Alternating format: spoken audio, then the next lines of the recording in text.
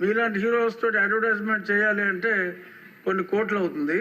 మీరు సంబంధిత శాఖ మంత్రిగా ప్లాస్టిక్ని నిషేధించండి అని మీరు జన సైనికులకి చెప్పారంటే ఎవడన్నా ప్లాస్టిక్ వేస్తే పట్టేసుకుంటారు వాళ్ళు.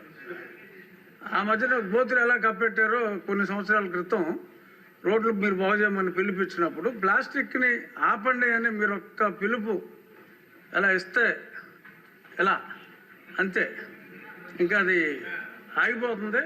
సో కాబట్టి సంబంధిత శాఖ మంత్రిగా మీరు ఆ స్టెప్స్ తీసుకుంటే డెఫినెట్గా ఈ ప్లాస్టిక్ భూతాన్ని అరికట్టాలంటే అది మీ వల్ల సాధ్యమయ్యే అవకాశం చాలా ఎక్కువగా ఉంది. కాబట్టి ప్లాస్టిక్ గురించి మీ అవగాహన ఇందాక మీరు చెప్పారు, ఎక్స్ట్రాడినరీగా మొత్తం అంతా ఎక్స్ప్లెయిన్ చేయటం, తల్లి గర్భంలో కూడా ఈ పొల్యూటెంట్స్, మైక్రో పొల్యూటెంట్స్, ఇలాగే విలేజెస్లో సిటీస్లో కొంచెం డిజిటల్ బోర్డ్స్ని ఎంకరేజ్ చేస్తే ఈ ఫ్లెక్సీలు